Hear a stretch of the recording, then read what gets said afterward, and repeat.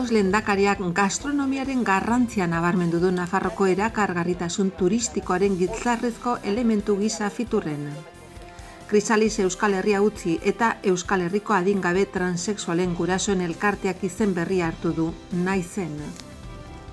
Osasun departamentoak greba deialdia indargabetzeko eskatu dio medikoen sindikatuari elkarrizketei ekin baino lehen. Nafarroko bersolari txapelketa otsailaren 9 hasiko da Tuteran. Salestarren salerosketa operazioan arrisku gehiegi hartu zuela administrazioak ohartarazi du Nafarroko kontu ganbarak. Kaixo, hauek dira urtarrilaren 28ko titularrak. Fitur azoka amaitu eginda. Marcos lehendakariak Nafarroako erakargarritasun turistikorako gastronomiaren garrantzia nabarmendu egin du. Nafarroko lehendakari Uxue Barkosek gastronomiaren garrantzia nabarmendu du Nafarroko erakargarritasun turistikoren giltzarrizko elementu gisa. Izan ere, jarduera hori produktuaren eta inguruko ukinezinen natura musika atsegina kultura arteko kombinazio aparta da haren esanetan.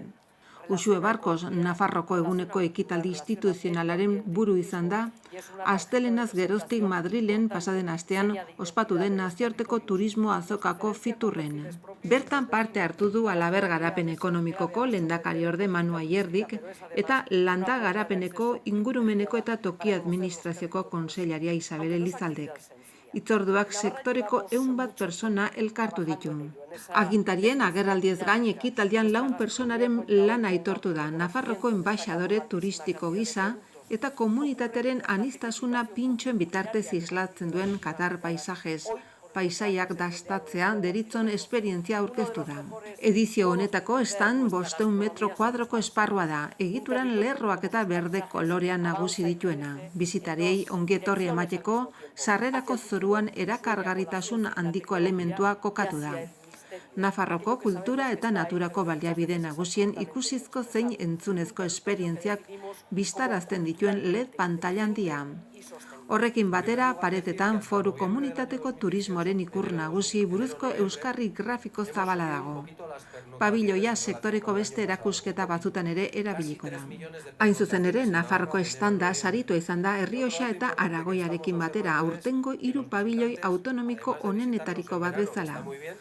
Hautaketan epaimaia kontuan hartu ditu profesionaltasun irizpideak, estandaren egokitasuna, produktuaren komerzializazioaren beharrizanetara, komunikazio sustapena, hau da estandaren identifikazio irudia eta produktuarekin, eta diseinua, berrikuntza eta originaltasun mailaren balorazioa. Lehendakariaren agerraldiak gastronomia izan du hizpide, horixe baita nazioartekotzearekin batera Fiturren aurtengo parte hartzearen ardatz nagusia. Nafarroko eskaintzaren kalitate eta aniztasun bikaina nabarmendu ondoren, gastronomia egun dauden zeharkako jarduerarik osonetakoa dela esan du. Ekonomia, kultura, ingurumena eta abar uztartzen ditu eta lurralde nortasun eta aurkezpen txartel ezin garrantzitsuagoa da, berezko profilez bereizi eta definitzen gaitu esan du. Horren kariaz politika turistikoerako giltzarria ez ezik, gastronomia lurraldeak ezagutzeko lehentasunezko sarbidea dela ziurtatu du Uxuek. Ildo horretan Uxue Barkosek autoktono sukaldaritzako teknifikazioaren gainetik lehenesten duten joera berriak aipatu ditu eta orientazio berri horrekin bat eginez, Nafarroak kombinazio apartaren alde apustu egin duela adierazi du. Parerik gabeko hainbat bitxi dituen produktuari honen inguruan bildu ohi diren ukiezinak gaineratuz. Jendea, historioa, ekoizleak, natura, musika, partekaturiko atsegina, misterioa eta nola ez kultura. Labur bilduz, berezi algaituen eta berexi behar gaituen kombinazio bikaina guztion artean eraiki beharrekoa. Horrekin batera jarduera honen garrantzi ekonomikoa nabarmendu du. Izan ere, ostalaritza sektoreari ez ezik nekazaritza, kultura, paisajismoa, hirigintza eta merkataritza bezalako sektorei ere eragiten die. Azkenik, lehendakariak gastronomiaren aldeko apustu forua, komunitatea, kultura, lurralde adimendu eta iraunkorra bihurtzia xede duen konzeptu zabalagoarekin lotu du.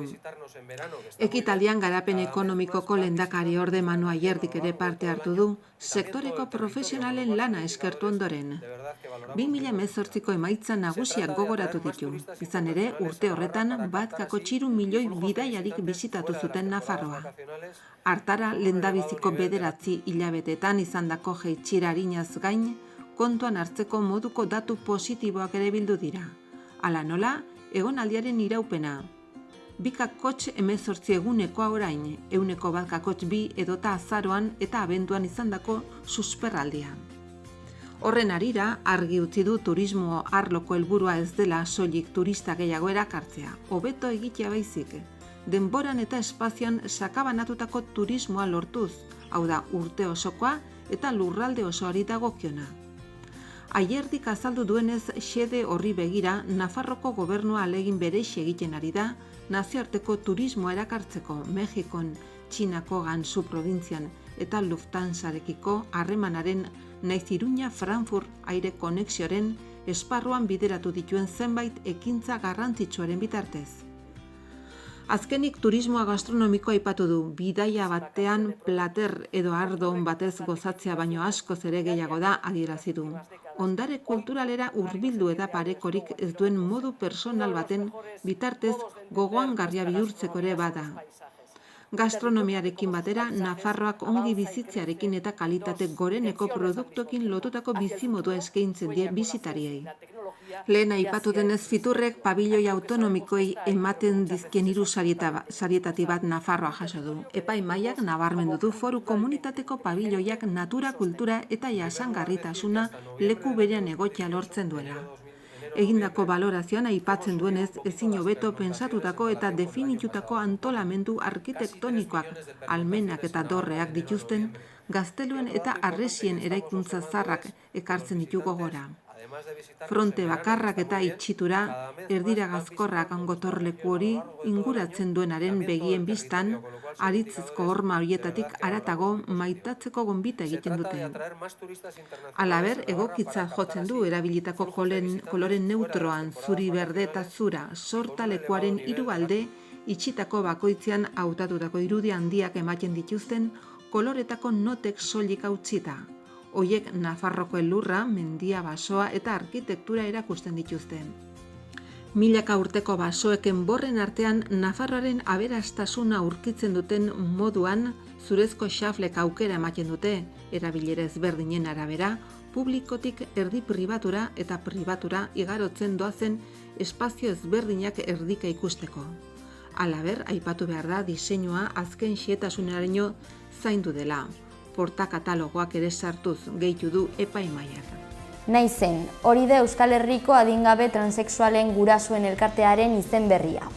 Jai handi batek argitu du Naizen adingabe transexualen familien elkartearen jaiotza. 500 lagun inguruk bete egin dute Donostiako antzoki zaharra musika, umore, bersoak eta dantza izan dituen ekitaldi batean. Oroitzeko eta unkitzeko uneak ere egon dira.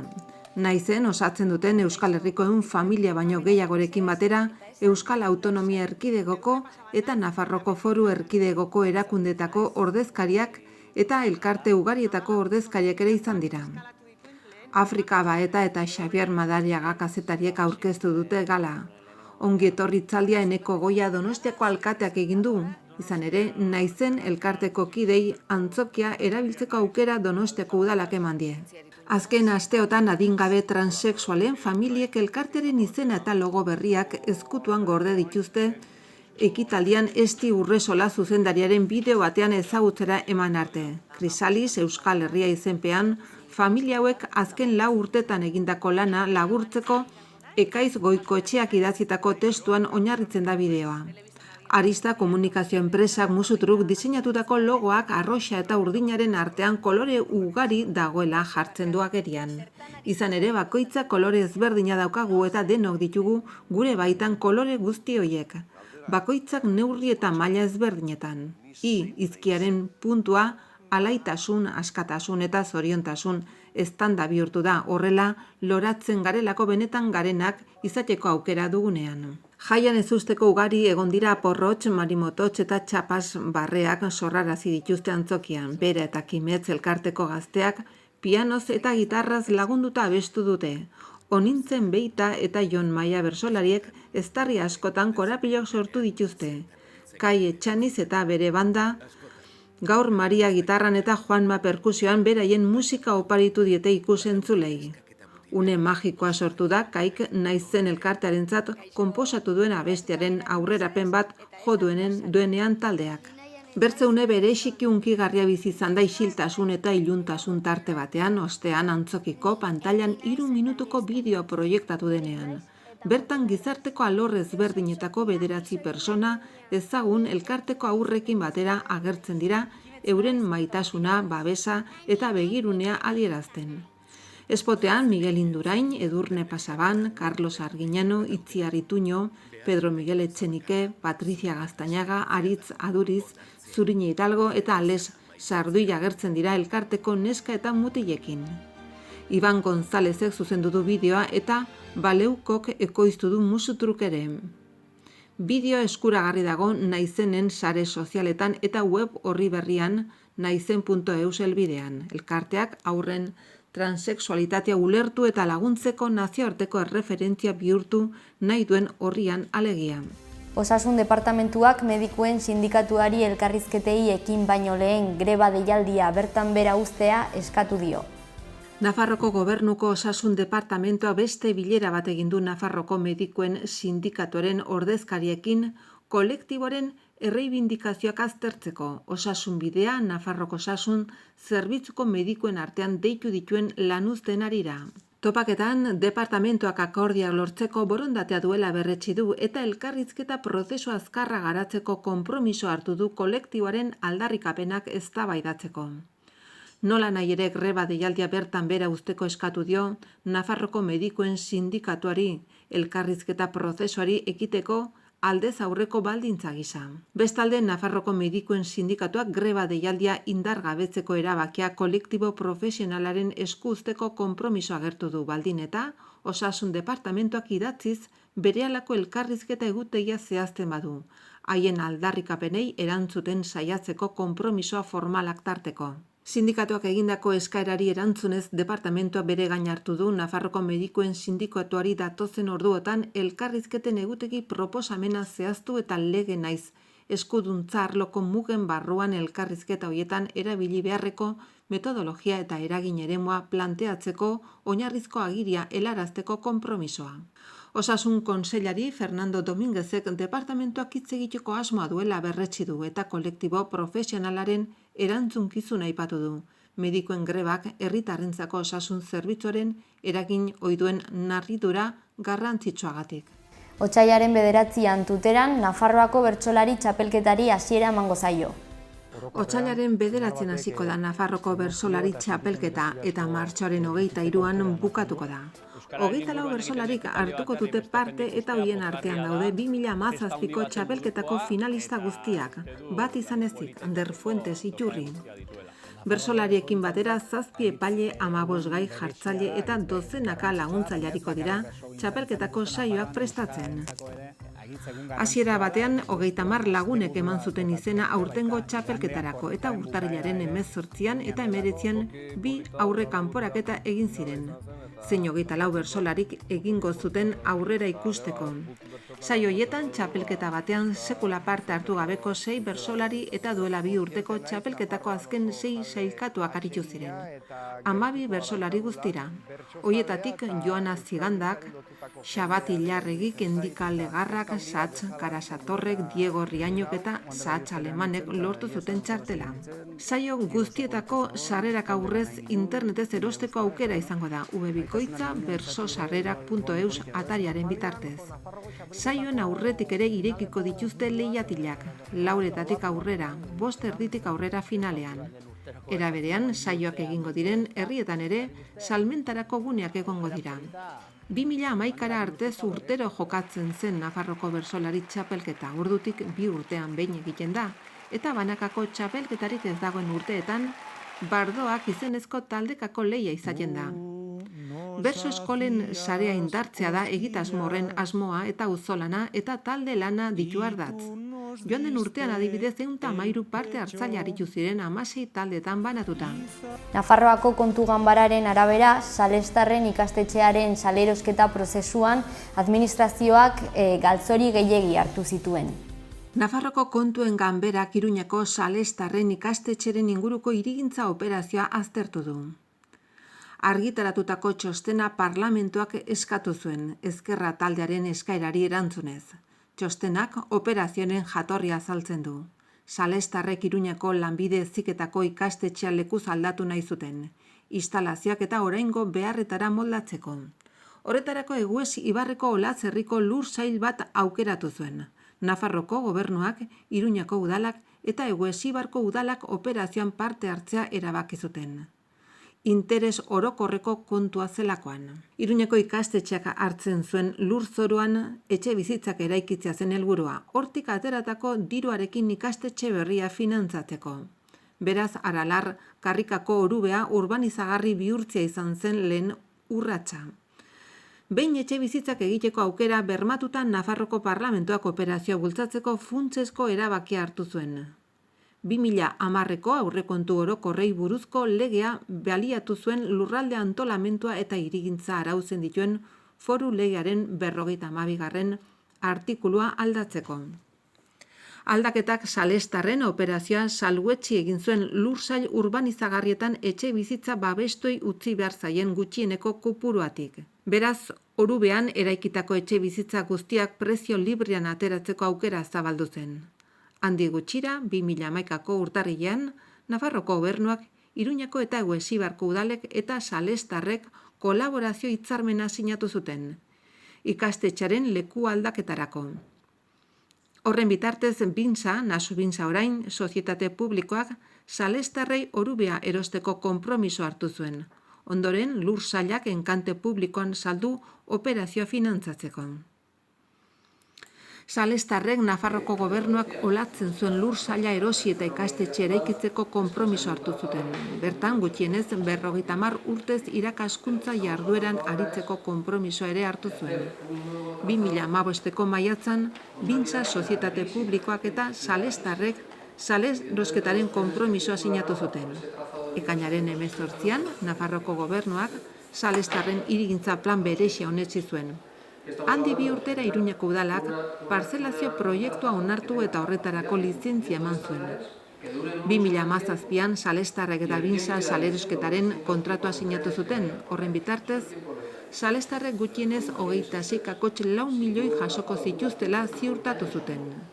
Gehienezko zenbatekoa 37,2 milioitan finkatu zen. Beti ere, behin betiko zenbatekoa lur sailen erosketak emanen zuen emaitzari loturi geratu zen. 2017ko iraian egin zen lur sailen enkantea. 7 zati egin ziren eta horietako 3 erosi gabe geratu ziren. Besteen salerosketak 25,5 milioi eman zuen. 2018ko uztailan Nafarroko gobernuak salestarren plan bereziaren xehetasuna azterketa onetsi zuen, aurreikusitako eraikinen altuera jaitsiz. Azkenik, 2018ko iraian beste enkante publiko bat egin zen, hutsik geldituak ziren 4 lur sailak saltzeko, 2 saldu ziren 17 milioitan eta besteak hutsik geratu ziren. Nafarroko kontuen ganbarak dionez, itunpeko ikastetxeei laguntzea printzipioz interes orokorrekoa kontua da. Dena den, 2 baldintza bete behar dira. Aukera berdintasuna bermatzea eta horrekin interes orokorreko beste kontu batzuk ez kaltetzea. Hirigintza jardueran bete beharreko etxe bizitza babestuaren gutxienekoa kasu honetan. Txostenak lurra antolamendu eta hirigintzari buruzko legearen aldaketan azpimarra jartzen du. Esan bezala, aldaketa horrekin etxe bizitza babestuen gutxienekotik salbuetsi zen salestarren operazioa. Kontuen ganbararen ustez, 2 aldaketatik kritika daiteke erabakia. Batetik ez baita egokia olako lege bat aldatzea, hirigintza operazio zehaz bat posible egiteko. Eta bestetik aldaketa aurrekontuen foruen legean egitea ere ez baita egokia. Txostena administrazioen eta kongregazioaren arteko hitzarmenaz ere mintzola. Kontuen ganberak dionez, bintzak hartu zuen operazioaren arriskua.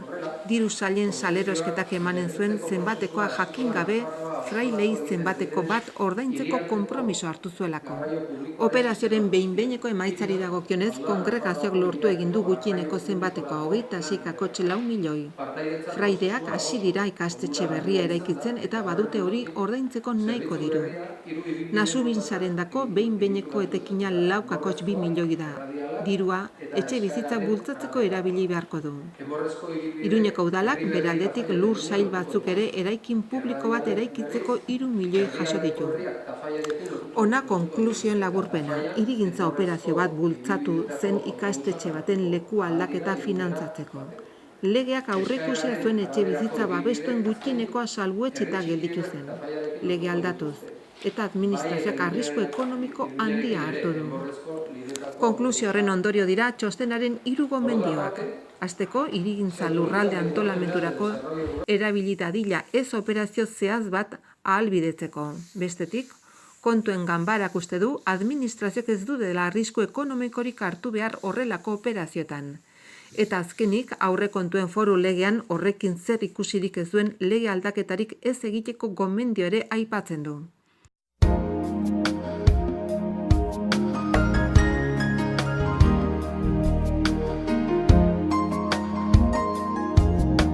Zeroa oso lainotsu edo estalita gaur. Prezipitazio ertaina eta iraunkorra egingo du, gauean prezipitazio txiki ertaina. Mendebal, ipar-mendebaldeko haize bizia ibiliko da, bolada gogorrekin eta oso gogorrekin. Arratsalde gauean ahultzera egingo du, temperaturan aldaketarik ez. Asteartean zeroa oso lainotsu edo estalita agertuko da, prezipitazio txiki ertaina egingo du ugariagoa egunaren bigarren partean. Mendebal osagaiko haize ahul-bizia ibiliko da, goizaldean ipar-mendebaldekoa nagusituko da, eta hego-mendebaldekoa goizean. Arratsalde gauean, haizeak ipar-mendebaldera egingo du berriro eta indartu egingo da, bolada gogorrekin eta oso gogorrekin, temperatura gutxi igoko da.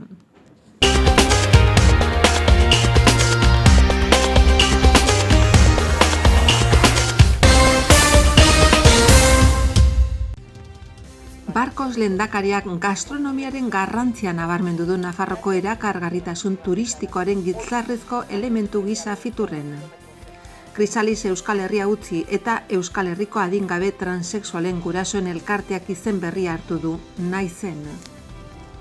Osasun departamentuak greba deialdia indargabetzeko eskatu dio medikuen sindikatuari elkarrizketei ekin baino lehen. Nafarroko bersolari txapelketa otsailaren 9an hasiko da Tuteran. Salestarren salerosketa operazioan arrisku gehiegi hartu zuela administrazioak ohartarazi du Nafarroko kontu ganbarak.